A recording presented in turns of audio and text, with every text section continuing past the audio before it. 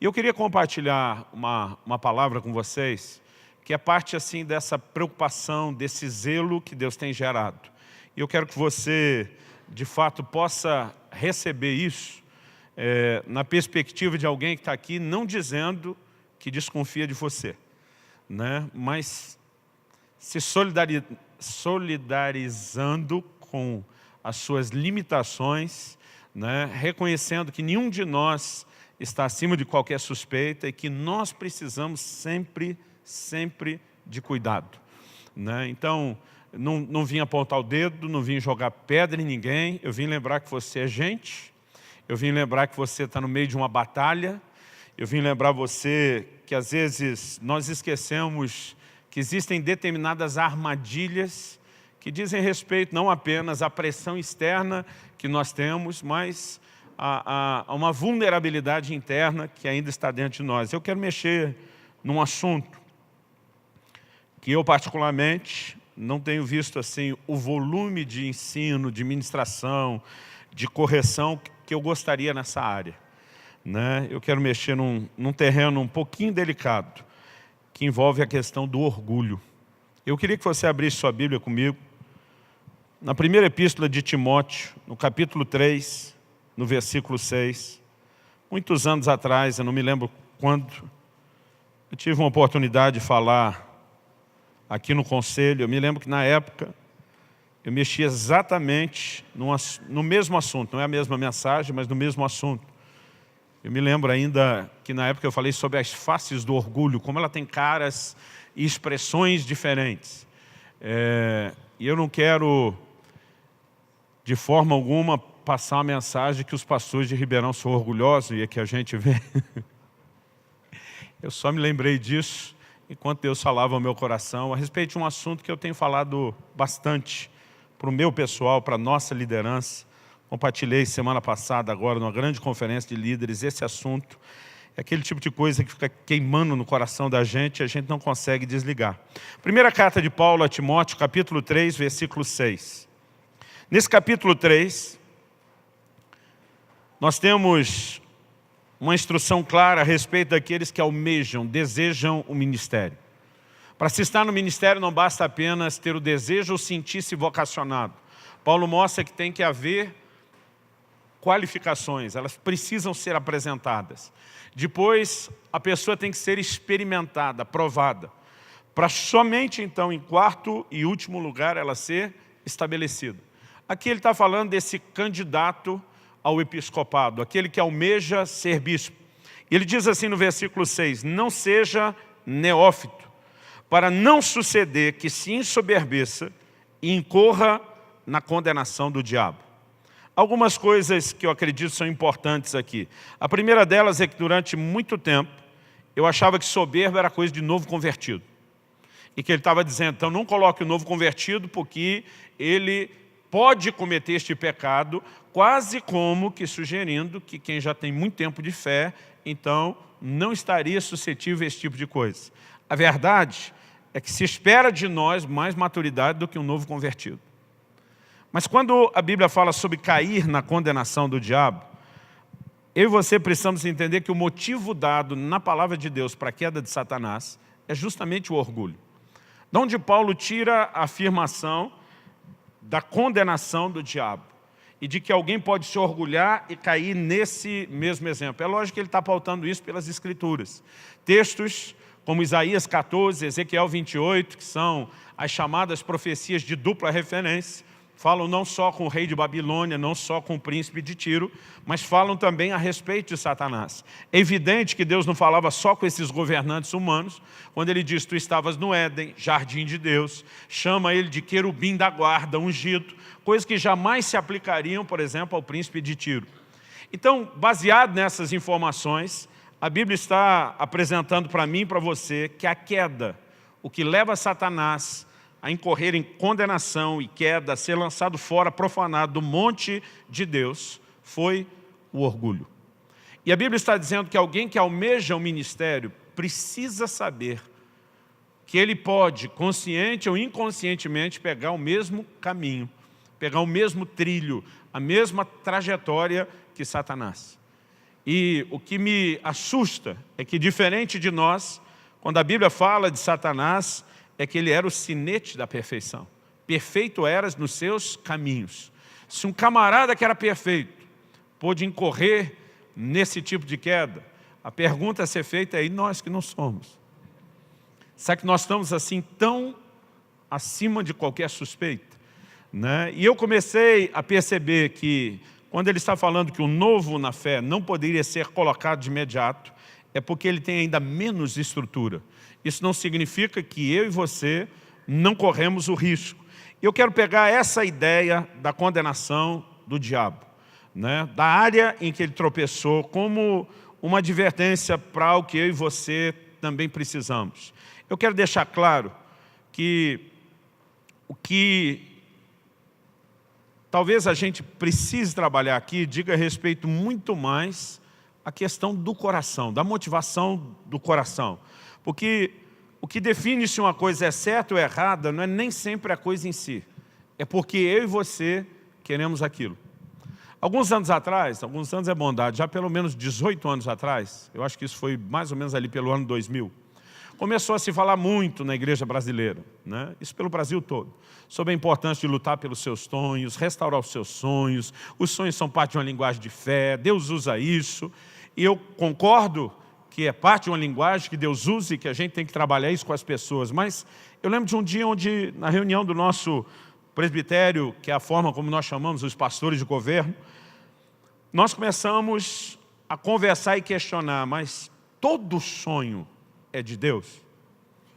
Porque embora Deus use a linguagem dos sonhos, isso não significa que todo sonho seja só dele. Há algum critério, algum padrão para a gente avaliar isso? Tem como a gente fazer uma distinção? E nós gastamos uma tarde inteira, do que seria a nossa reunião administrativa, discutindo, para chegar a lugar nenhum. Acabamos saindo frustrados daquele lugar, né? Porque assim, a gente não conseguiu chegar a um consenso, ter respostas claras, cada um foi embora, e eu acho que a maioria de nós, quando saiu, porta fora daquela reunião, a gente desligou o assunto. Mas quando chegou o domingo, nosso pastor, que liderava a equipe, na época eu servia nessa equipe em Guarapuava, no interior do Paraná, pastor Harold se conhece, né? Ele chegou no domingo e falou: gente, o tema da minha mensagem hoje, quando subiu para pregar, é uma pergunta. E ele disse assim, e o tema da mensagem, a pergunta é: qual é o teu sonho? Quando ele fez a pergunta, pensei, a reunião acabou só para nós. Ele deve ter passado o resto da semana pensando, meditando. E eu falei, para compartilhar isso, ele deve ter chegado a algum lugar. E eu vou resumir aqui, porque isso é uma mensagem inteira que ele compartilha, né? Se você depois tiver interesse, isso está lá no nosso canal no YouTube do orvalho.com.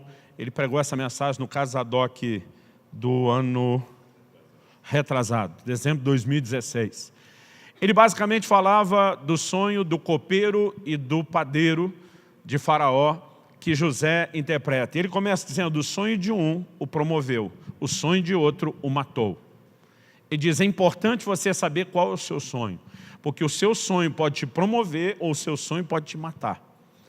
Ele resumiu a tipologia, usando obviamente um outro ensino explícito da Bíblia sobre valores, mas a partir dessa alegoria, para que isso ficasse como exemplo, dizendo o seguinte: o copeiro lança a mão, a Bíblia diz que ele via no sonho um ramo da videira, o copeiro lançava a mão daquilo, tomava do fruto da vide, espremia num copo e servia ao faraó.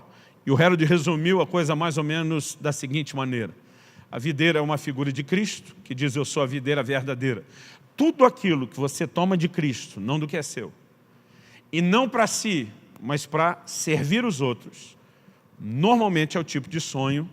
Quando você sonha com tomar o que é do Cristo, o que é de Cristo, para servir os outros, é o sonho que te promove. Mas o padeiro, ele tinha 3 cestos de pães na cabeça. A Bíblia diz arte de padeiro. O que está em questão não é o que é de Cristo, é a habilidade humana. E quem que anda com 3 cestos de pão na cabeça, gente? Isso é pagar um mico maior do que Carmen Miranda com aquela quitanda toda na cabeça que ela tinha. É alguém que quer reconhecimento. E diz: todo sonho que foca a sua habilidade, a sua necessidade de reconhecimento, vai acabar te matando. Então um dia alguém me perguntou: pastor, é errado sonhar em ser rico? Falei, depende. Você quer tomar do que é de Cristo, algo que vai além da sua habilidade, e usar esses recursos que Deus, de forma sobrenatural, pode confiar para servir os outros? Ou você quer provar alguma coisa para seu pai ou quem quer que seja e buscar reconhecimento com isso? Porque a motivação dessa ambição pela riqueza muda completamente o quadro. Agora, quando a gente fala de ser rico, é mais fácil de entender. Agora a pergunta é, desejar um ministério bem-sucedido é correto? A maioria de nós diria, é. E eu te faço a mesma pergunta, depende por que você quer isso. O que define o certo e o errado não é apenas a coisa em si, mas as nossas motivações. E muitas vezes nós conseguimos mascarar motivações erradas em nome de bons projetos. E acredito que a gente não percebe que está criando uma cobra dentro da gente. Você sabia que presunção, algumas vezes, ela pode ser muito parecida com fé? Em Deuteronômio, no capítulo 1, no versículo 43, Moisés diz que quando aquele povo, depois do relatório dos 10 espias, que a turma desanimou, que Deus libera uma palavra de juízo, alguns levantaram e dizem, não, então nós vamos tomar terra. Ele diz, agora o Senhor não está mais conosco, com vocês não têm mais a palavra, mas nós vamos mesmo assim. Aquilo poderia parecer fé. E Moisés diz, vocês foram na presunção do vosso coração. Mas, irmão, se você olhar o discurso, a atitude, o posicionamento, é tudo parecido com o de Josué e Caleb. No entanto, ele classificou aquilo como presunção e não como fé. Muitas vezes, o que está no íntimo do nosso coração, e sabe, eu não estou aqui para tentar matar ambições. Há ambições corretas. E acredito que eu e você precisamos aprender a ter uma linguagem de fé, de conquista, saber de forma sadia, ansiar mais, lutar por mais. Mas a linha é muito fina. E eu percebo que quando a gente reúne com os colegas do ministério para só alimentar a fé, às vezes nós também estamos alimentando a presunção de alguns. Às vezes nós estamos empurrando alguns a fortalecer ambições erradas. E a Bíblia ainda tem declarações, dessas que a gente não fala muito, não prega muito, como, por exemplo, Romanos 12:16. Não ambicioneis coisas altivas, mas acomodai-vos às humildes. A Bíblia de Jerusalém traduziu isso assim, tende a mesma estima uns pelos outros, sem pretensões de grandeza, mas sentindo-vos solidários com os mais humildes. Uma outra tradução diz, não vos deixeis levar pelo gosto das grandezas, afeiçoai-vos com as coisas modestas. Dito isso, eu queria que a gente tentasse construir uma ideia de se a gente tem que evitar recorrer na condenação do diabo, se a gente tem que evitar repetir o erro de Satanás. Onde, basicamente, Satanás errou? Porque acho que quando a gente consegue mapear o que foi o erro dele, talvez seja mais fácil a gente evitar a repetição do erro. E acredito que a primeira coisa que nós temos que reconhecer é que o erro de Satanás começa no anseio de ser mais. Agora, é errado ansiar ser mais quando você pensa em crescimento, em avançar cada vez mais aquilo que Deus tem, planejou, sonhou, prometeu para você, não. Mas quando você anseia ser mais do que aquilo que Deus determinou que você seja, é errado. Porque nós precisamos entender que mesmo no ministério há limites. Nós não podemos só sair dizendo o céu é o limite. Deus estabeleceu limites e, diga-se de passagem, distintos para cada um de nós. Porque a gente tem essa mania de ficar se comparando. Se Deus deu aquilo para o outro, tem que dar no mínimo o mesmo para mim. Outro dia eu vi um irmão falando, Deus não faz acepção de pessoa, mas se fizer, o filho predileto tem que ser eu. Porque a gente até aceita a exceção se envolver a gente, mas não o outro. Quando Jesus disse para Pedro a respeito de com que tipo de morte ele haveria de glorificar Deus, Pedro dá uma olhadinha atrás, vê João que vem seguindo e diz, e quanto a esse? E aí Jesus diz para ele, isso lá é da sua conta, cabeção. Isso na tradução da Bíblia, na linguagem de hoje, do pastor Luciano Subirá, a versão street, que é mais descolada, mas ele diz, se eu quero que ele permaneça até que eu venha, o que te importa? Basicamente está dizendo, isso lá é da sua conta. Eu tenho um projeto para você e outro para ele. Vocês não têm que ficar se comparando, vocês não têm que ficar medindo forças. E muitas vezes, nós deixamos que a definição de sucesso seja medida pela comparação. Agora, outro dia alguém me perguntou, pastor, para você o que é sucesso? Falei, sucesso é o cumprimento do propósito. E para entender sucesso, eu tenho que entender o propósito. Qual é o meu chamado? O que é que Deus quer que eu faça? Porque eu preciso fazer exatamente aquilo que Ele espera de mim. Não que as pessoas acham que eu deveria fazer, não que a medição de forças me levaria, não que a inveja me promoveria a buscar, mas o entendimento do que Deus tem. O anseio de ser mais do que aquilo que Deus quer vai nos levar para um lugar de perdição. Então a gente precisa começar entendendo o que é que Deus quer. Gente, deixa eu te dizer, ultimamente na igreja, tem muito cacique para pouco índio. Tem muita gente sonhando com coisas tão grandiosas que eu fico pensando, não tem lugar para tanto líder tão grande, extraordinário, como nós estamos tentando fazer todo mundo acreditar que eles podem ser. Você pega aí alguns milhares de líderes, e para eles ter os tantos milhares de liderados que cada um acredita que vai ter, nós temos que ter uns milhões de pessoas que não tem na população brasileira. A conta não fecha, não é verdade, isso é matemática pura. Então assim, ou Deus nos chamou todo mundo para liderar coisas desse tamanho, né? Ou a gente vai ter que começar a procriar filho para as promessas cumprir num nível diferente. Mas a maior parte das vezes a ambição de algo assim, ela não veio de um sonho de fé, de uma promessa feita. É simplesmente porque o nosso senso de valor, às vezes, é construído por um entendimento errado de identidade. O que importa não é o que Deus pensa de mim, é o que os outros acham de mim, eu tenho que estar bem na fita. E isso acaba sendo uma armadilha. E acredite, né, todos nós corremos o risco. Pastor, o senhor está querendo dizer que ninguém pode ter um nome expressivo ou grande. Eu falei, não é isso que eu estou querendo dizer. Em Gênesis 11:4, qual foi o erro do povo que quis edificar Babel? Façamos para nós um nome. Outra tradução diz, façamos nosso nome célebre. Deus olhou e disse, é ruim que eu vou deixar esse negócio longe. Desceu, criou confusão, separou todo mundo. Aí você pode chegar a uma conclusão equivocada. Deus não quer que ninguém tenha um nome célebre. Mas no capítulo seguinte, Gênesis 12, começa com Deus dizendo para Abraão, eu engrandecerei o teu nome. Então o problema não é o nome grande. A diferença entre Babel e Abraão é que eles queriam ter um nome grande. E para Abraão Deus olhou e falou, eu é que quero que você tenha um nome grande.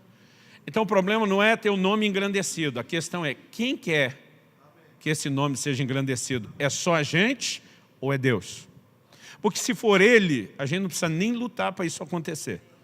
E se não for Ele, quanto mais você luta para isso acontecer, mais contrário ao propósito de Deus você vai estar. Agora, se a definição de sucesso é que todo mundo tem que ter nome, que todo mundo tem que ter mega igreja, não tem cidades do interior que tem 3, 4, 5 mil pessoas. Esses pastores vão ter igreja de 10 mil pessoas? Dificilmente, eles podem impactar a região, ter uma revolução, mas de acordo com o que a nova geração está sendo programada a pensar, a maioria não quer pastorear num lugar desse. Porque senão ele não tem sucesso. Em nome dele tem que ter sucesso. Tem um monte de gente que está sendo negligenciada, que poderia estar sendo servida. Então, a gente vai ter que repensar algumas coisas, eu não digo nem para a próxima década, é para as próximas gerações, porque quem está moldando o pensamento deles somos nós. E quer a gente faça isso de forma intencional, né, ou inconsciente, nós estamos ajudando a construir algo. Então, vamos pensar um pouquinho biblicamente. Eu fiquei impressionado alguns anos atrás, e não fazem muitos anos, acho que no máximo uns 4 anos atrás, quando parece que eu enxerguei pela primeira vez um texto da Bíblia, que eu li minha vida inteira e nunca tinha enxergado. Eu queria que você desse uma olhadinha lá comigo. Segunda carta de Paulo aos Coríntios, no capítulo 10. É quando o apóstolo Paulo fala de limites, mesmo dentro do ministério. Segundo aos Coríntios 10, de 13 a 15. Ele diz, nós, porém, não nos gloriaremos sem medida, mas respeitamos o limite da esfera de ação que Deus nos demarcou e que se estende até vocês. Diga comigo, limites devem ser respeitados. Agora olha para cá. Paulo diz, há um limite da esfera de ação do meu ministério. E quem demarcou o limite é Deus. Essa é a razão pela qual eu tenho que respeitar. A demarcação foi feita por Deus. E diz, eu não posso ultrapassar esse limite. Porque normalmente nós pensamos que alguém que não fez tudo que Deus mandou, ele é fiel ou infiel? A gente trata ele como infiel. Mas se o camarada quer fazer mais do que Deus mandou, a gente só diz que ele é proativo. Fidelidade é a gente fazer o que Deus mandou. Quando há algumas coisas que nós não fomos chamados, nem comissionados, e ousamos entrar, isso também pode ser caracterizado em fidelidade. Mas antes de chegar lá, vamos continuar lendo. 14. Porque não ultrapassamos os nossos limites, como se não devêssemos chegar até vós, posto que já chegamos até vós com o Evangelho de Cristo. Não nos gloriando fora de medida nos trabalhos alheios, e tendo esperança de que, crescendo a vossa fé, seremos sobremaneira engrandecidos entre vós, dentro da nossa esfera de ação. Paulo diz, eu espero o engrandecimento que venha de Deus, mas dentro da esfera de ação, nunca fora da esfera de ação. Às vezes eu ficava assim meio aborrecido com uma declaração de Jesus lá em Mateus 23:12. Ele diz, quem se exaltar será humilhado, mas quem se humilhar será exaltado. Eu dizia, Deus, você é do contra. O cara quer ser alguma coisa, o Senhor derruba. O que está feliz lá sem ser nada, o Senhor promove. Eu falei, o Senhor é do contra. Falei, se esse negócio funcionar, eu vou dizer uma coisa para o Senhor, eu quero ser pobre. Pobre, está entendendo? Eu quero ser pobre, porque eu falei, vai que o Senhor é do contra mesmo. Mas apesar de estar até brincando com Deus na oração, eu dizia, Deus, me ajuda a entender isso, porque na minha limitação, parece que você é do contra. Eu não consigo entender isso. E o que demorou para entender foi que o problema não é a exaltação. Porque senão Deus não poderia exaltar ninguém. Então o problema não é alguém ser exaltado. Porque a Bíblia diz, quem se humilha será exaltado. E quem exalta é Deus. O problema é se a gente está tentando alcançar isso por nós mesmos, ou se nós estamos deixando Deus fazer. Então, aquele que se exalta, que ele quer muito, que ele demonstra a necessidade, Deus diz, eu preciso te derrubar não porque eu sou do contra, para o seu próprio bem, para que você não se perca nesse processo. Mas aquele que aprendeu a humilhação, entrar nesse lugar de se humilhar, de dizer eu não vou valorizar esse eu, essas ambições, Deus olha e diz, o seu coração está blindado e vacinado contra o mal. Então eu posso exaltar você sem que isso seja um problema. E quando você começa a observar que ao longo de toda a Bíblia há uma visão clara sobre isso, né? Quando você começa a ter a cosmovisão, a macrovisão e perceber que ao longo da Bíblia isso é recorrente, então tem muita gente querendo ser o que Deus não chamou para ser. Em Romanos 12:3, o apóstolo Paulo, de uma maneira muito clara, fala de gente que pensa de si além do que convém. Ele diz, cada um pensa de si segundo a medida de fé que Deus repartiu, né? E diz, ninguém pense de si além do que convém. Então, pensar a quem uma baixa autoestima, um entendimento errado de identidade, é péssimo e vai prejudicar você. Mas pensar além também vai prejudicar você. E nós temos muita gente na igreja que não entende isso. Deus levanta e promove alguém como um músico, um adorador, porque ele tem popularidade, ele acha que ele tem que pregar e ensinar para todo mundo. E ele não tem um chamado, não tem graça, não tem bagagem na área e começa a meter os pés pelas mãos. A gente pode dar um monte de exemplo aqui. Deus muitas vezes está promovendo alguém para uma coisa específica, mas ele acredita que popularidade dá direito a ele falar o que quer para todo mundo sobre qualquer assunto. E nós começamos a ter muita bagunça. Em Apocalipse 2:2, o Senhor diz, puseste à prova os que se dizem apóstolos e não o são, e os achaste mentirosos. Você acha que esses caras acordaram amanhã pensando, o que nós podemos fazer para espalhar um fake news, já que é a linguagem da época aqui, né? Vamos dizer para todo mundo que a gente aposta sem ser? Vamos mentir na cara do... Não é assim que a coisa acontece. A pessoa começa a acreditar que ela tem um chamado que ela não tem. E aí Deus está olhando e dizendo, você diz que é, eu não te reconheço, apóstolo. Outro dia alguém falou, pastor, o senhor está falando contra o dom do apóstolo? Eu falei, de jeito nenhum. Se fosse só os 12 apóstolos, ninguém precisava colocar à prova os outros. Eu não estou dizendo contra, né? O mesmo Jesus que estabeleceu o dom deu um prazo de validade. Efésios 4:11 diz, ele estabeleceu uns para apóstolos, outros profetas, evangelistas, pastores, mestres, até que todos cheguemos à unidade da fé. Já chegamos lá? Não. Então o prazo de validade não acabou. Que o ministério apostólico é para hoje, eu não tenho dúvida. Agora, daí, a gente acreditar que todo mundo diz que é outra conversa. Eu tenho que reconhecer que esse dom ministerial é para hoje, mas daí a validar qualquer um que diz que é, só porque ele diz que é, uma conversa completamente diferente. E tem gente acreditando que é, ele não acha que está mentindo, mas Deus olha e diz, para mim você está mentindo, eu nunca disse que você é, por que você está falando que você é? Agora, essa turma acorda um dia de manhã pensando como eu vou sabotar minha vida, meu chamado, o reino de Deus. Ninguém faz isso, irmão, na maldade declarada. Mas ele vai se deixando enredar, pensando de si além do que convém. Isso vai se tornando recorrente em muitas áreas. Quando Moisés repreendeu os filhos de Coré, naquela rebelião, Números 16, de 8 a 10, eu queria ler esse texto. Números 16, de 8 a 10, diz o seguinte: Moisés disse também a Corá: agora escutem, filhos de Levi, será que para vocês é pouca coisa? A versão atualizada diz, é coisa de somenos. A nova atualizada diz, é pouca coisa. O fato do Deus de Israel os ter separado da congregação de Israel, para os fazer chegar a si, a fim de cumprirem o serviço do tabernáculo do Senhor, estarem diante da congregação para ministrar-lhe. Ele fez chegar a você, Corá, e todos os seus irmãos, os filhos de Levi, com você. Agora vocês buscam também o sacerdócio. Tinha que almejar o sacerdócio, diz outra versão.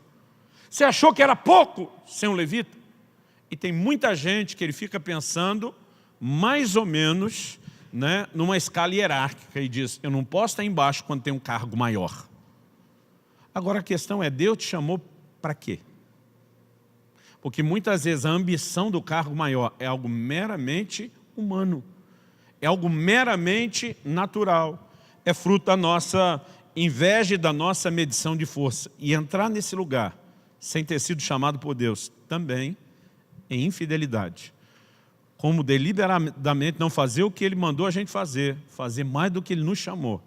Principalmente quando isso contraria o detalhe do propósito, pode ser algo muito delicado.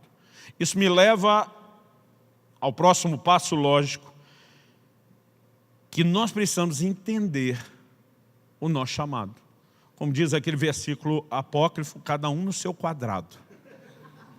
Eu preciso entender o meu chamado, eu preciso entender o meu lugar.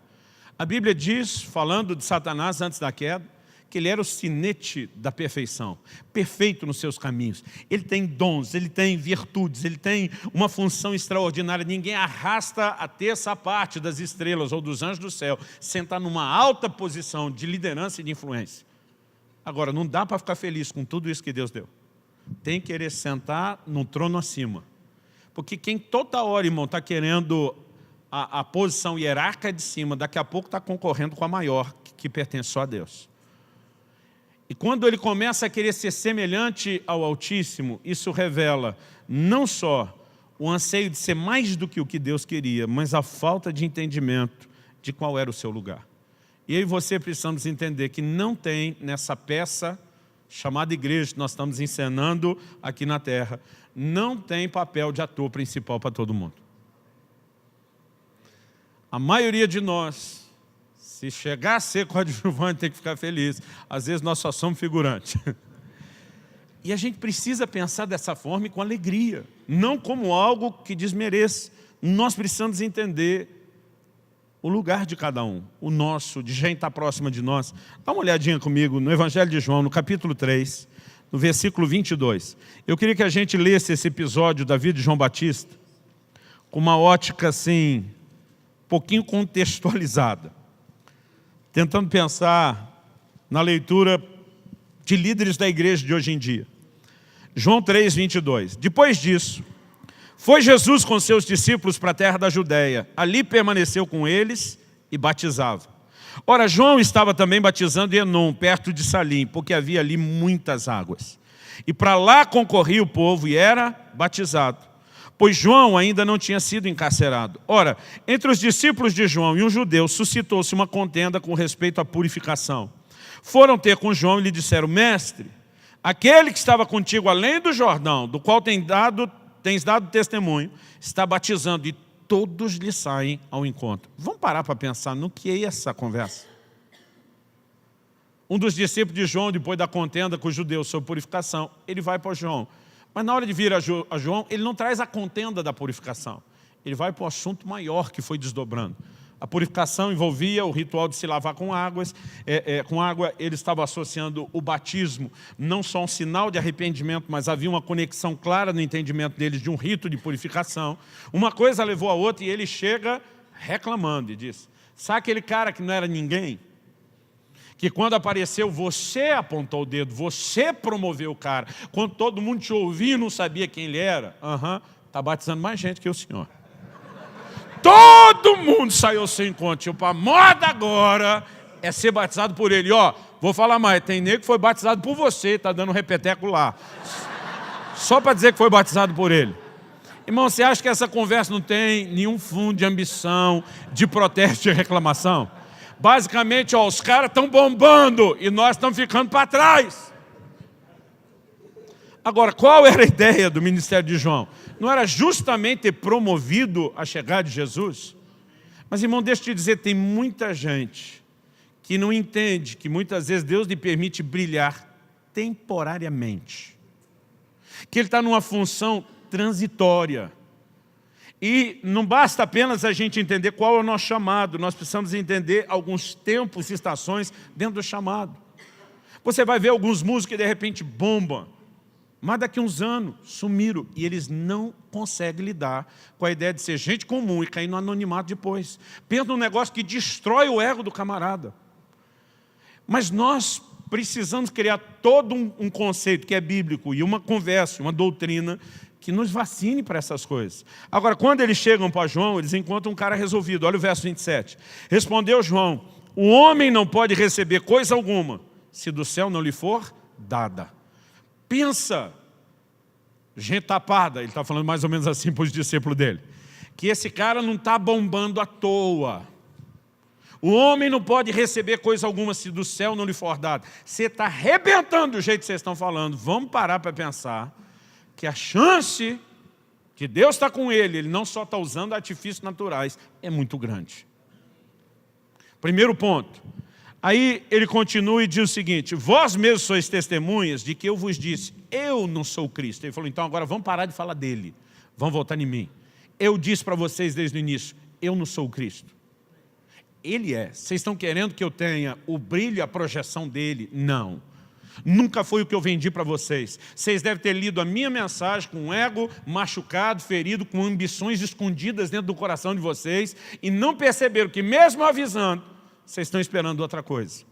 Vamos continuar a leitura. Ele diz, eu não sou o Cristo, mas fui enviado como seu precursor. O que tem a noiva é o noivo. O amigo do noivo que está presente o ouve, muito se regozija por causa da voz do noivo. Pois essa alegria já se cumpriu em mim. Convém que ele cresça e que eu diminua. A maioria de nós só entende, convém que ele cresça e eu diminua, tipo assim, que a natureza, o governo de Cristo, aumente, que eu morra para mim mesmo. Isso tem a sua aplicação. Mas o contexto do que João estava falando é outro. Convém que o ministério dele bombe e o meu ministério mingue. Convém que ele apareça cada vez mais e eu vá sumindo de cena. Meu momento de brilhar acabou. E é hora de eu sair de cena. A conversa é essa. Agora a pergunta é, será que eu e você conseguiríamos ter esse tipo de comportamento? Depois de ter sido o cara mais popular daquele momento ministerial, da história de Israel, e diz, essa alegria já se cumpriu em mim. Sabe o que ele está dizendo? Ser um amigo do noivo me realiza. Deus não me chamou para ser o noivo. Então, a minha alegria está em cumprir o meu propósito. Deus me estabeleceu para isso aqui. E nisso aqui eu me regozijo. Eu gosto que a palavra de Deus nos ajuda a ter o que a gente poderia chamar do perfil do comportamento de alguém, não numa única passagem. Vai comigo para João capítulo 1, verso 19.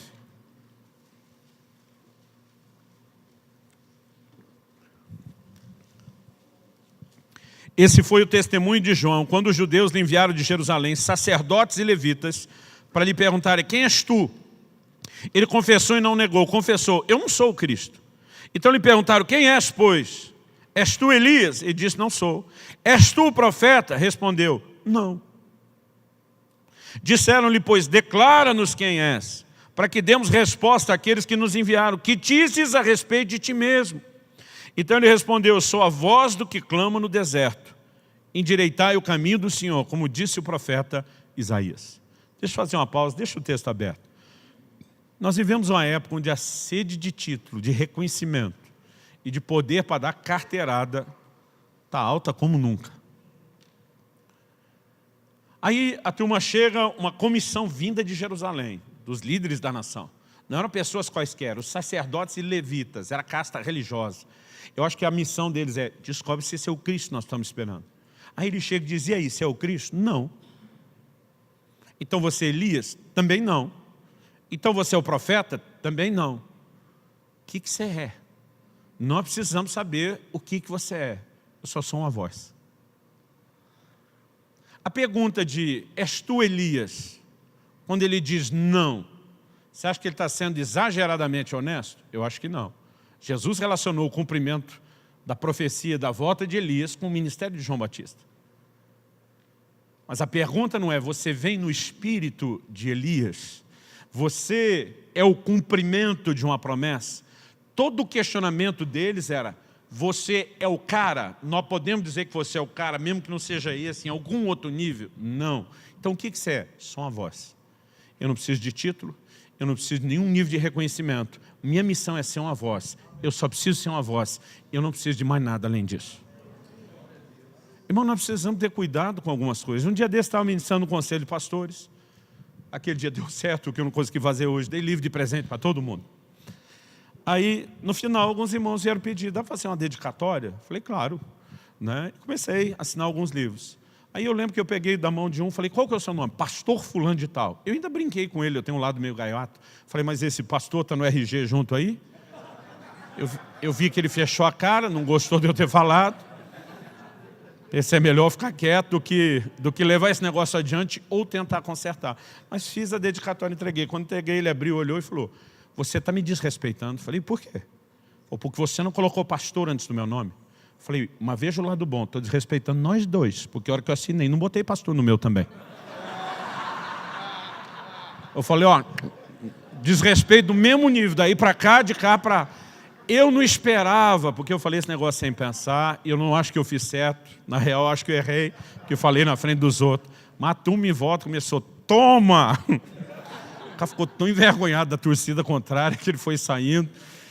E eu fiquei pensando, qualquer coisa que eu falar agora não vai ajudar. Mas sabe, querido, eu não estou dizendo que as pessoas não podem chamar pastor. Uma exigência, uma necessidade de que um colega seu te dê um título, deve ter alguma coisa descompensada dentro de você. Isso, infelizmente, vai se tornando parte de uma cultura. A gente alega que é respeito. Mas então por que você não chama o dentista de dentista fulano de tal? Você precisa da função antes. O outro profissional, né, ou ministro de qualquer área não precisa. Então recorre, líder de louvor fulano de tal, bota para todo mundo. Mas normalmente a gente quer um negócio só para nós. Por resto da turma não precisa. Porque bom é a gente. E são apenas pequenos indícios de que a gente começa a confundir as coisas. Olha o versículo 24 aí de João. Ora, os que haviam sido enviados eram de entre os fariseus e perguntaram, então por que batiza, se não é o Cristo, nem Elias, nem o profeta? O problema hoje em dia é que se você não der carteirada, você também não tem autoridade para fazer o que supostamente foi enviado a fazer. Então tá, já que você não é ninguém, por que está batizando? Agora, eles fazem uma pergunta clara, por que batizas? Olha a resposta de João, no verso 26. Respondeu-lhe João, eu batizo com água, mas no meio de vós está quem vós não conheceis, o qual vem após mim, do qual não sou digno de desatar-lhe as correias das sandálias. Irmão, é bonito, dá para dar glória a Deus no final, mas ele respondeu por que batiza? Não. Um dia eu estava lendo, falei, eu acho que enrolou os caras. Verso 28. Essas coisas se passaram em Betânia, do outro lado do Jordão, onde João estava batizando. Agora olha o verso 29. No dia seguinte, e essa frase no dia seguinte eu quero que você guarde. Viu João a Jesus que vinha para ele e disse, eis o Cordeiro de Deus que tira o pecado do mundo. Agora olha o que ele começa a alardear e não tem mais ninguém perguntando. É a favor de quem a favor de quem eu disse, após mim vem um varão que tem a primazia, porque já existia antes de mim. Eu mesmo não o conhecia, mas a fim de que ele fosse manifestado a Israel. Vim por isso batizando com água. João sabia exatamente por que ele estava batizando. mas ele não abre a boca antes da hora certa. A hora que Jesus aparece, ele diz, é por causa dele que eu vim. Tudo que eu fiz até agora é só para promover ele, era só para reconhecê-lo, era só para apontar o dedo e dizer, o cara é ele, quem vocês estão esperando é ele. Agora deixa eu dizer, querido, Jesus vem no dia seguinte de João reconhecer o seu lugar, morder a língua, não dar carteirada nos miseráveis dos fariseus que estão testando a alma e o ego dele.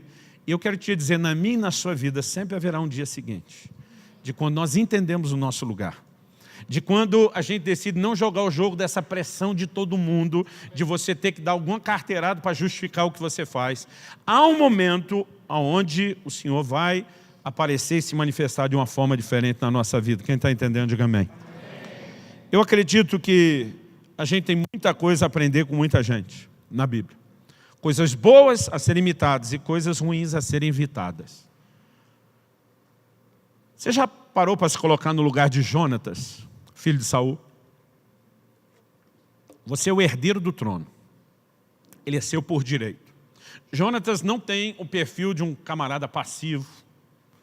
Ele tem iniciativa, é proativo.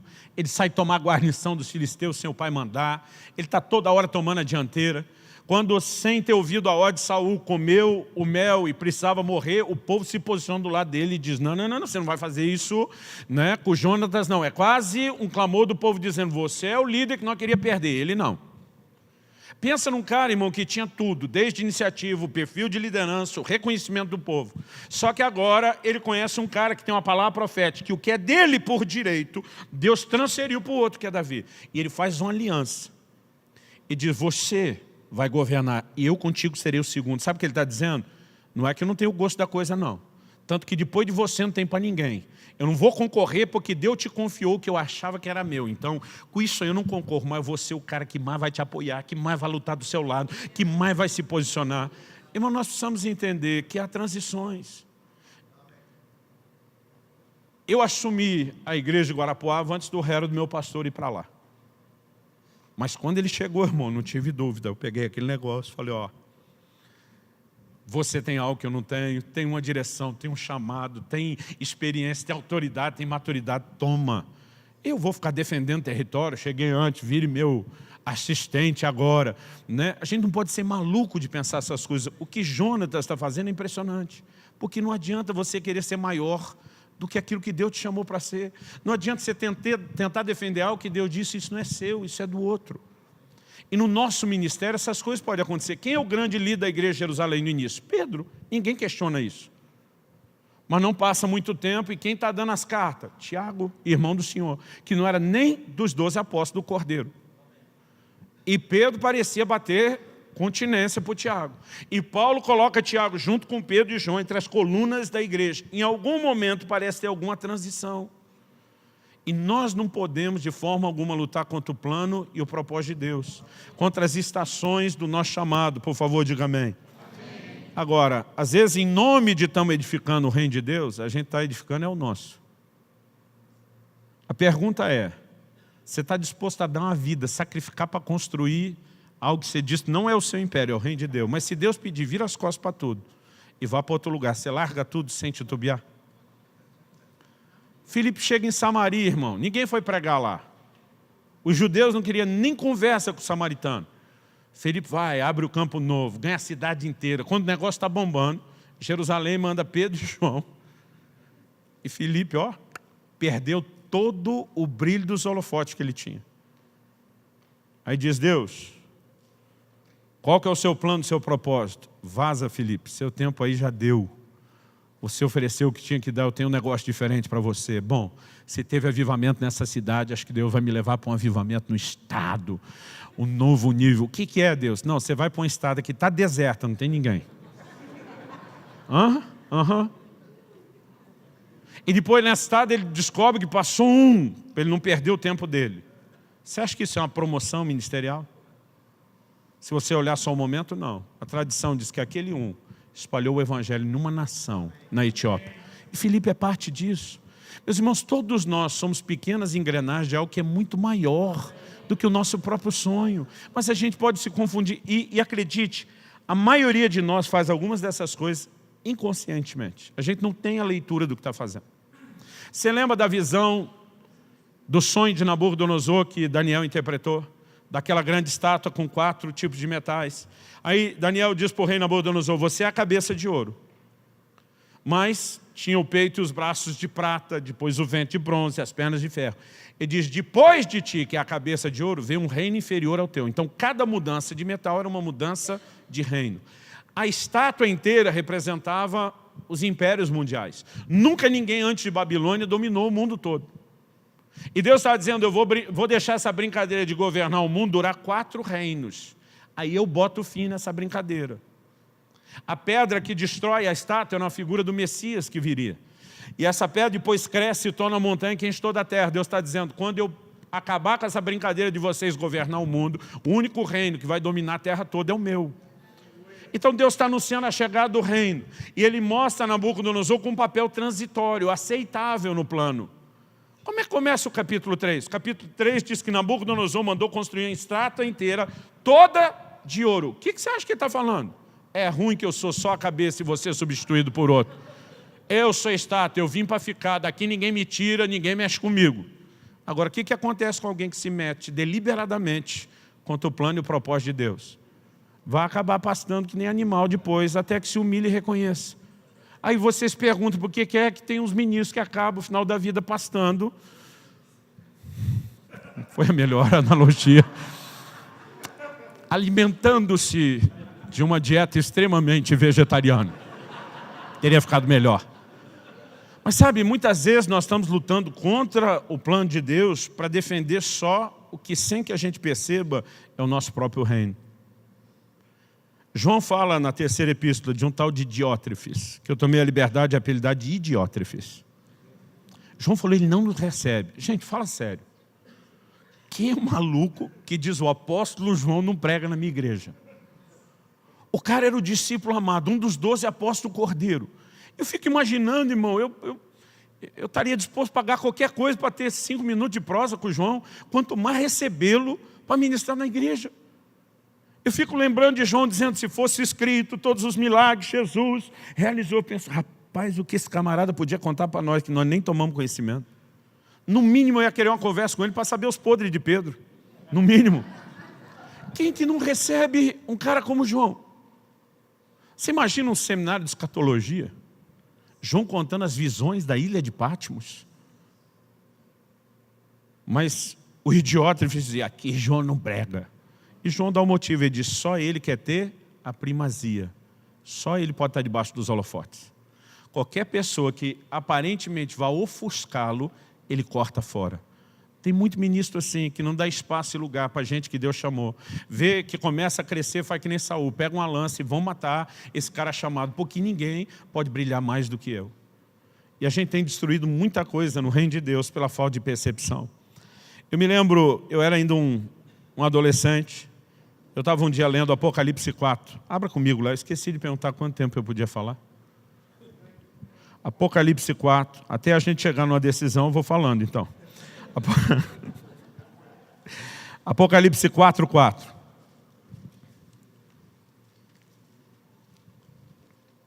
O texto diz assim, ao redor do trono há também 24 tronos, uma visão de João sobre o trono de Deus.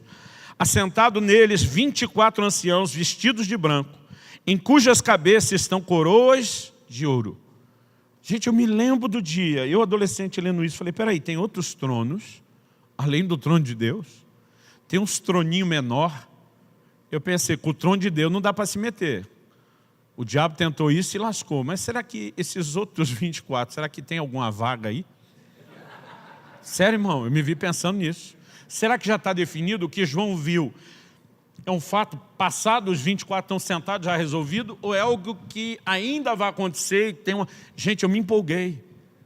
Eu me empolguei de pensar que um desses tronos pudesse estar vago e pudesse ser ocupado por mim. E eu podia sentar nele com a coroa dizendo, é claro que o trono maior é seu, só sou um sub-rei. Eu estava assim, obrigado, eu estava tão empolgado com esse negócio, mas eu continuei lendo o texto, até chegar no versículo 10, que foi onde eu passei vergonha. Versículo 10 diz assim, os 24 anciãos prostrar-se-ão diante daquele que se encontra sentado no trono.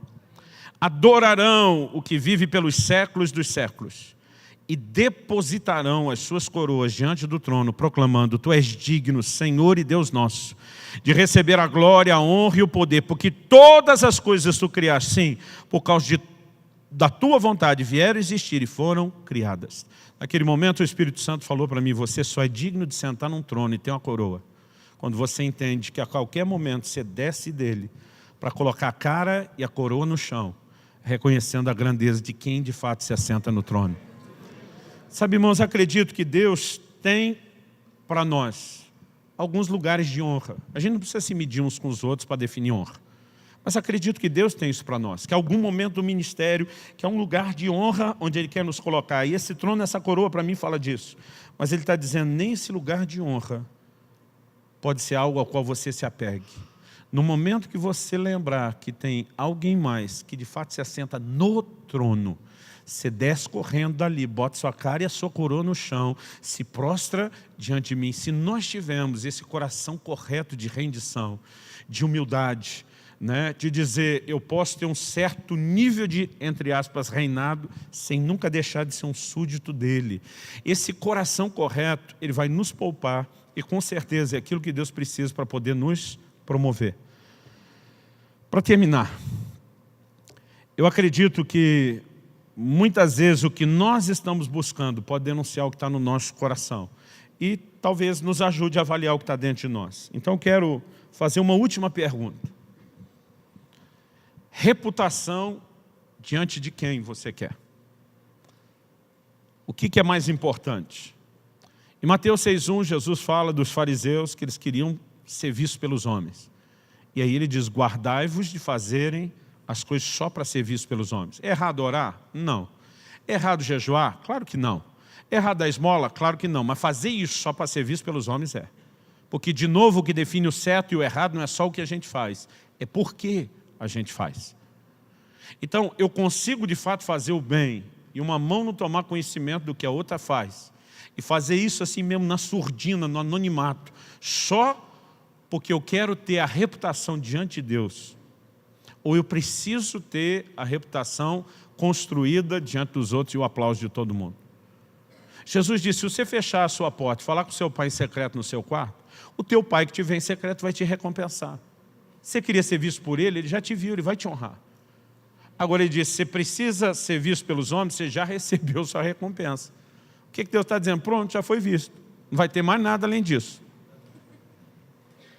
Agora, se até em assuntos como esse, oração, jejum, esmola, a gente pode fazer buscando promoção, é sério mesmo que você acha que o desejo de todos nós de prosperar no ministério é 100% puro e isento de qualquer risco? A gente precisa vigiar o nosso coração o tempo todo. E eu vejo uma diferença, um contraste gigante entre Saul e Davi. Quando Saul peca desobedecendo a ordem de Deus, Samuel vem, fala para ele, o Senhor te rejeitou, o Senhor vai te substituir, você tinha que ter ouvido a voz dele. Quando Samuel vai sair, Saul segura, a ponto de ter rasgado a sua roupa, e diz, você não vai embora, me honra diante do povo. Nenhum momento você vê um sinal de arrependimento pelo que ele fez contra Deus. Ele diz, tá, você já falou que Deus vai me chutar, mas nem a pau, você vai me deixar feio na fita diante das pessoas que estão olhando aqui. Por que para começo de conversa ele desobedeceu a Deus? Porque queria agradar o povo. O povo estava exigindo, demandando algo. Um líder que está concentrado em construir reputação diante do povo, ele não só vai acabar desobedecendo a Deus, mas ele vai fazer muita coisa pela motivação errada. E a gente precisa enxergar que esse risco acontece. Quando Davi foi confrontado pelo profeta Natan, Salmo 51:4, ele diz, contra ti, falando a Deus, e contra ti somente eu pequei. Naquele momento ele não está pensando nos outros, ele não está pensando em si, ele não está pensando em mais nada. Ele olha para Deus e diz, foi mal, eu feri você. Qual é a preocupação dele? Eu perdi o que eu construí diante do Senhor. Isso mostra que ele era norteado a construir sua reputação diante de quem? De Deus. Saul está preocupado com a aparência e não com a sentença do que Samuel falou para ele. O que as pessoas vão pensar de mim? Em nenhum momento Davi chora a possibilidade de perder o reino. No mesmo Salmo 51, eu citei o verso 4, no 11 e no 12, e diz, não retires de mim o teu espírito, não retires a alegria da salvação. Sabe o que ele está dizendo? Eu perco qualquer outra coisa, o que eu não posso perder é o que nós temos juntos, é o que nós construímos. Quando a Bíblia diz que Davi era um homem segundo o coração de Deus, não está falando de alguém perfeito, que nós sabemos que ele não era. Agora, olha para Mical, filha de Saul. Ela tem um legado da escola de Saul. Quando Davi dançou diante de Deus, ela disse, você se portou como um vadio qualquer, dançando, despido, sem peso nenhum. Tipo assim, comportamento de plebeu, não de rei. Davi olha para ela e diz, tu está maluca, mulher? Rei é ele. Foi diante dele que eu jubilei, é diante dele que escolheu a mim, não a casa do teu pai. Já virou briga de casal, né? É diante dele que eu vou continuar celebrando. Então, o foco de cada um era muito distinto. Agora, vamos para o Novo Testamento. As pessoas podem errar querendo construir reputação diante das pessoas?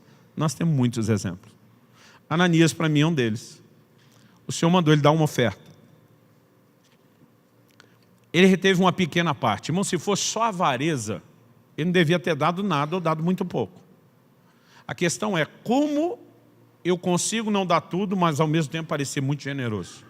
Porque tinha um movimento, um mover de Deus. Muita gente estava vendendo as propriedades, trazendo dinheiro aos pés dos apóstolos. Barnabé tinha acabado de fazer isso. Eu vou te dizer, Ananias, em vez de só obedecer a Deus com alegria no coração, ele se dispõe a pagar um alto preço para ter respeito e popularidade. E tem muita gente hoje em dia pagando um alto preço. É a versão adulta, gospel e ministerial daquela conversa de adolescente na rede social. Troco likes. Dou moral para você, você dá moral para mim. O que é aquilo? Uma alma gritando por atenção e reconhecimento. E nós temos a versão gospel, adulta e ministerial, né? E eu não sei o que é mais infantil, se é a versão adolescente lá ou a nossa adulta. Vamos parar para pensar num camarada que a Bíblia fala muito dele. Simão, o ex-mágico de Atos 8. Eu fui fazer a conta de quantos versículos tem no capítulo 8. Eu descobri que a história de Atos 8 não é só de Filipe, nem só de Samaria. Talvez a pessoa que mais apareça na história é Simão, o ex-mágico. A Bíblia diz que ele era um grande vulto, conhecido e respeitado na cidade. Agora Filipe chega pregando o evangelho, desmascarou ele, que acaba se arrependendo, crendo, sendo batizado. Agora, vou falar o que eu falei de novo. Tem muita gente que tem a dificuldade, depois de ter brilhado muito, de ir para a obscuridade. Então ele deixou de ser o cara agora é Filipe, a bola da vez, ele está de olho, ele está extasiado. Quando ele acha que não tem mais nada para impressionar, chega Pedro e João, impondo as mãos, as pessoas recebendo o Espírito Santo, agora ele fica mais empolgado ainda. Ele vai e oferece dinheiro para Pedro. Eu já vi pregadores dizendo, Ananias errou porque queria comprar o Espírito Santo. Mas ele não quis comprar o Espírito Santo. Se você olhar o que ele fala lá em Atos 8, ele diz, dai-me também a mim esse poder, para que aquele sobre quem eu impuser as mãos, receba o Espírito Santo. Ele só queria ser um canal de Deus. Ele não quer comprar o Espírito Santo para ele. Ele quer comprar o dom que promove os caras no nível em que ele viu ele sendo promovido. Porque tem uma alma que teve muita projeção, que agora não consegue estar no anonimato e está gritando por reconhecimento. Essas armadilhas nos pegam o tempo todo. Eu estava um dia com minha esposa num evento, onde eu não fui para ministrar, fui para participar. Ninguém me tratou mal. Eu não estava na sala VIP, não estava com um tratamento diferenciado, mas ninguém me tratou mal. Mas minha alma estava desconfortável. Eu teve uma hora, eu falei para minha esposa, acho que o inimigo está me atacando, eu não estou legal, eu não estou... O que foi? Eu falei, não consigo explicar, o negócio está estranho. Tá? E eu fui orar. E a hora que eu estava orando, o Espírito Santo falou, não culpe o inimigo por nada disso. E diz, sua alma está gritando o tratamento VIP que ela está acostumada a ter em todo lugar. E de repente eu me dei conta, porque eu comecei a perceber quais eram as minhas implicâncias. A fila, o tempo, as coisas que em outro lugar não tinha. Gente, a coisa é tão sutil que a gente não percebe. Naquele dia eu falei, meu amor, estou meio invertido de Deus agora. Quando eu contei, ela riu, falou, bem feito. Eu falei, não é assim não, me ajuda, porque o que eu puder vou te ajudar. A gente não pode, irmãos, se uma coisinha pequena como essa a alma gosta, você imagina o que é ter sido um cara como Simão? Você imagina o que é ter a atenção toda da cidade? Agora, ele quer e ele está disposto numa versão parecida com Ananias, pagar para ter isso.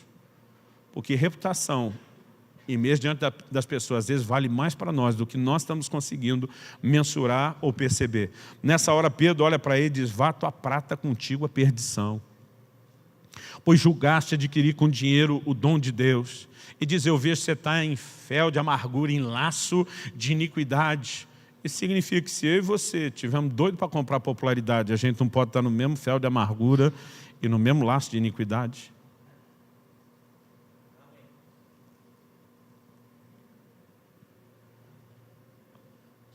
É melhor a gente parar de falar dessas coisas, está deixando alguns de nós deprimidos. Em Atos, no capítulo 7, eu duro que eu não posso falar nem tudo que eu penso. Em Atos 7, e aqui eu realmente termino, eu quero chamar sua atenção para algo.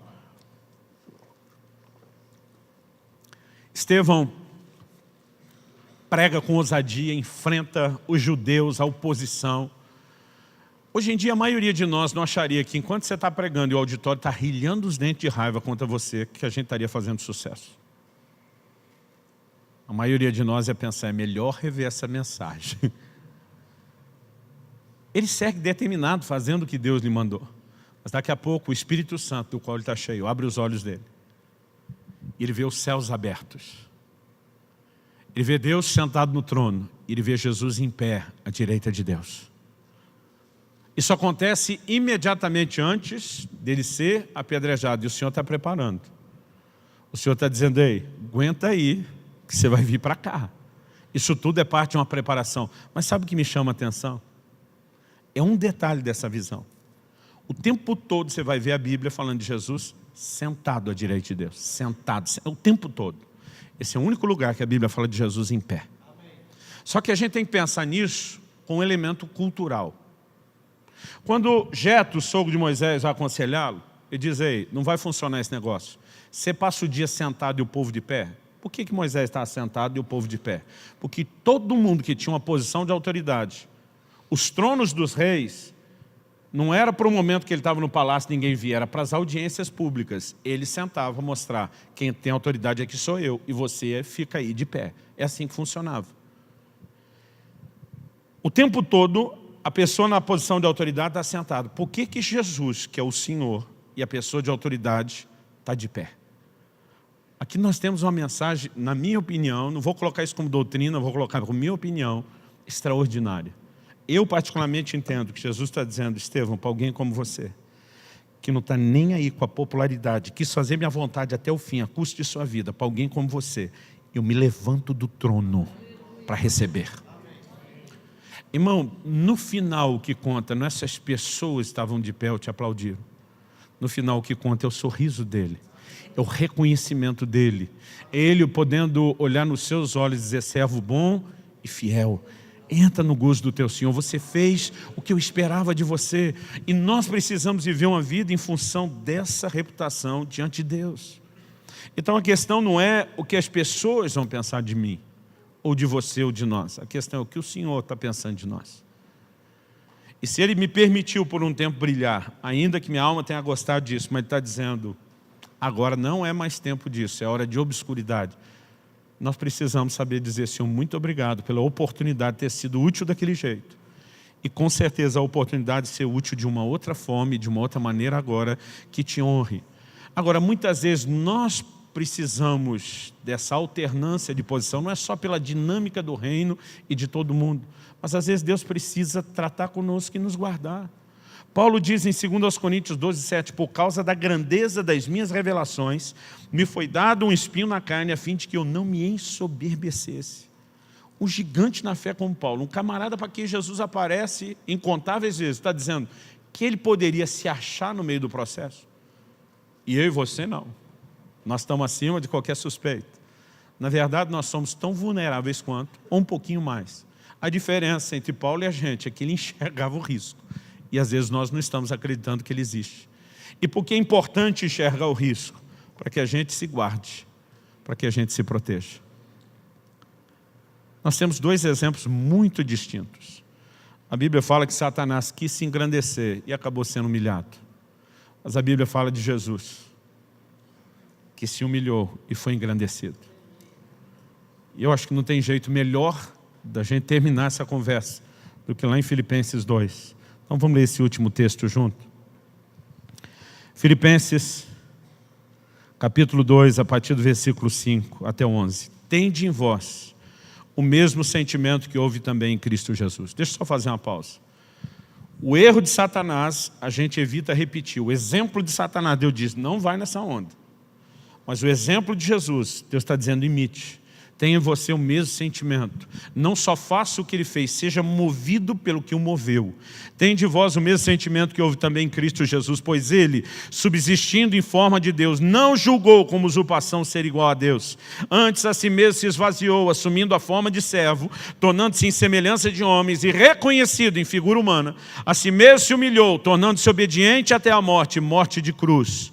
Pelo que também Deus o exaltou sobremaneira e lhe deu o nome que está acima de todo nome, para que o nome de Jesus se dobre todo o joelho nos céus, na terra e debaixo da terra, e toda língua confesse que Jesus Cristo é Senhor, para a glória de Deus Pai. Eu tive uma experiência,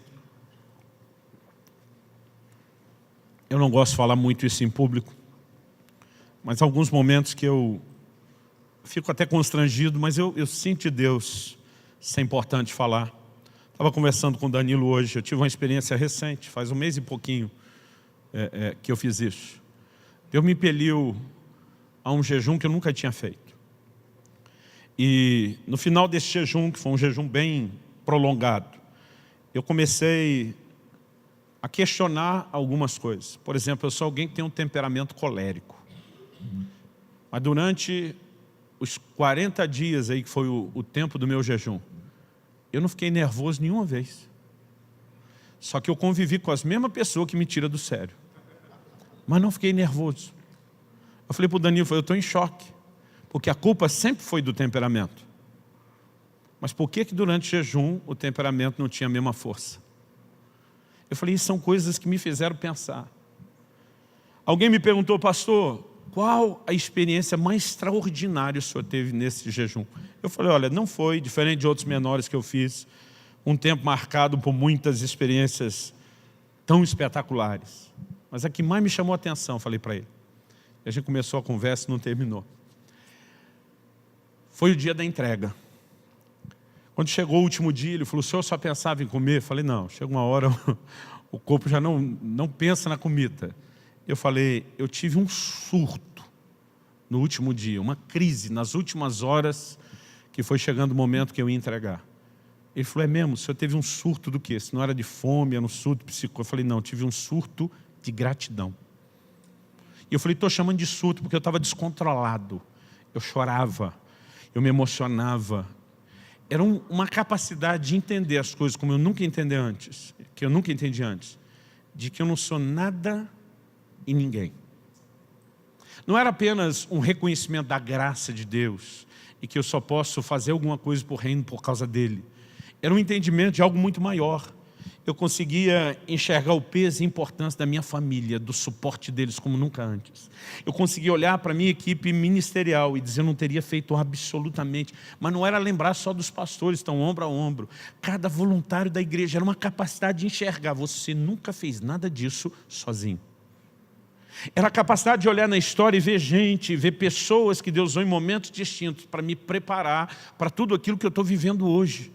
Era um entendimento tão grande de um Deus que está orquestrando não só a história da minha vida, me preparando, me dando recursos, entre esses recursos humanos, gente que me cerca, mas assim, era um nível de entendimento que eu nunca tive antes. E acredito que de alguma forma, depois de 40 dias massacrando a carne, era um momento onde o ego já não estava falando tão forte, a ponto de perceber essas coisas que são verdade sempre.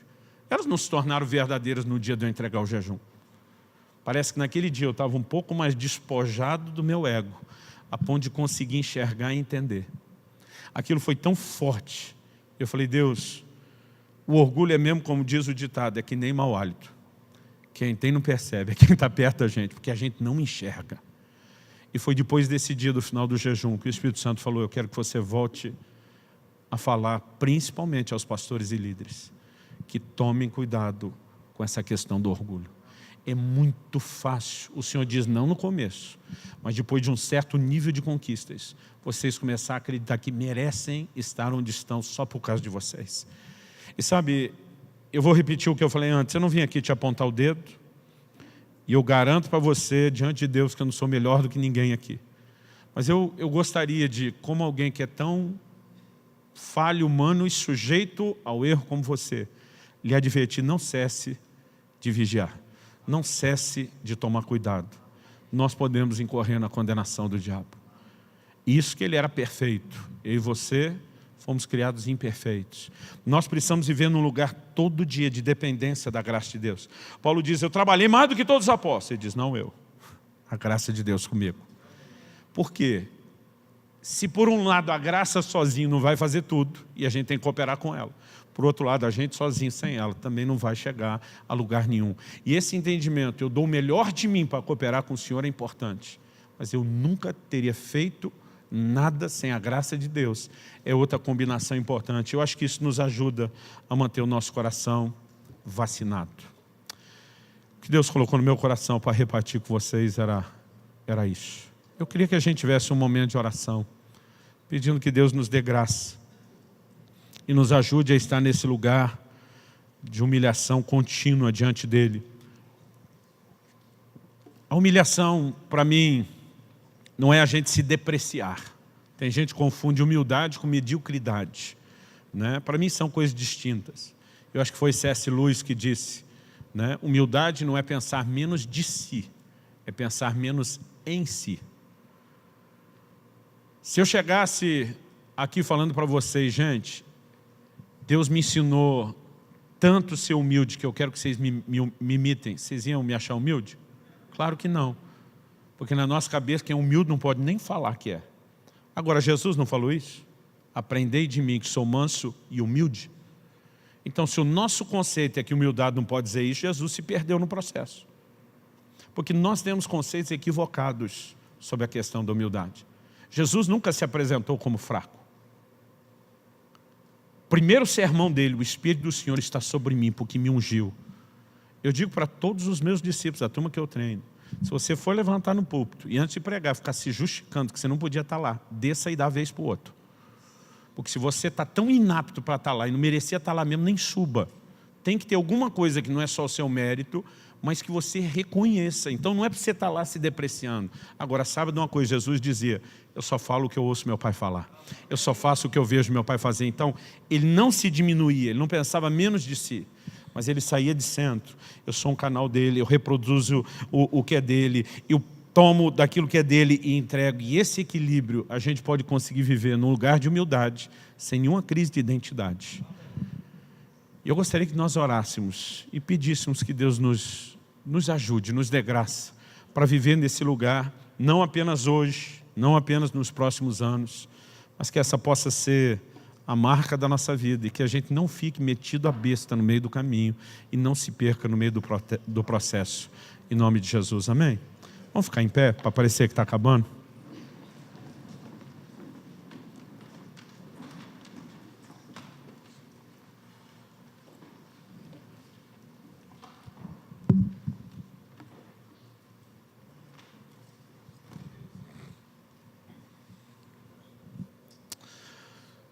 Precioso Espírito Santo, se o Senhor não abrir os olhos do nosso entendimento, terá sido só um discurso, só uma palestra.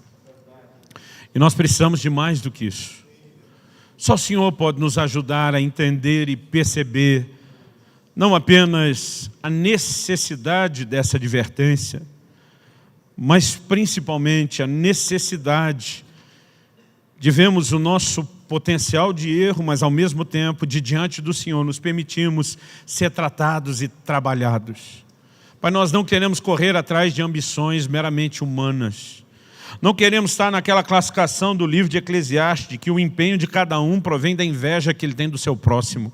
Porque muitas vezes, alguns de nós estamos empenhados no ministério, mais pelo peso da comparação do que pelo anseio de te agradar ou de te honrar. Senhor, nós queremos ir além de qualquer necessidade de reconhecimento humano, de reputação diante dos homens e viver nesse lugar de realmente querer reputação diante do Senhor.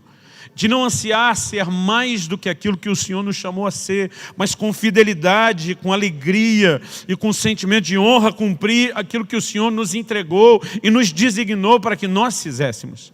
Nós queremos entender o nosso chamado, o nosso ministério, os dons que o Senhor nos confiou, os tempos, as estações e as transições de cada nível do chamado.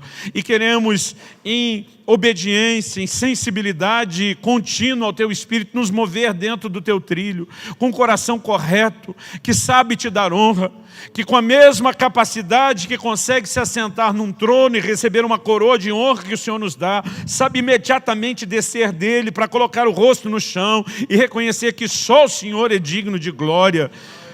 Pai, nós precisamos dessa maturidade, dessa combinação, e nós suplicamos que o Senhor nos ajude.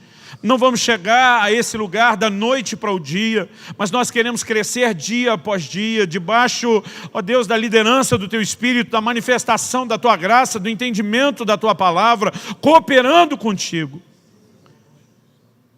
E nós Te pedimos que todo laço do inimigo, ou como foi dito aquele ex-mágico Simão, que todo fel de amargura, ou que todo laço de iniquidade que possa estar nos enredando sem que a gente perceba, que isso possa ser rompido, que isso possa ser quebrado em nome do Senhor Jesus. Nós oramos aquele que é poderoso para nos guardar de tropeçar. Nós oramos a Deus que a semelhança do que o Senhor fez com Paulo, se necessário que o Senhor jogue duro conosco, para que a gente não se ensoberbeça ao longo do caminho, para que a gente não se perca, para que a gente não roube Tua honra, Tua glória, para que a gente não se veja edificando o nosso próprio reino em vez do Teu. Nós não queremos ser como Diótrefes, que precisa da primazia, nós queremos ser como Jonatas, que entende quem o Senhor promove e não deixa que isso roube a energia, a disposição, a motivação de continuar trabalhando, lutando, empenhado pela mesma causa do mesmo reino. Nós suplicamos graça em nome do Senhor Jesus e para a glória do Teu nome. Amém. Amém. Amém. Glória a Deus.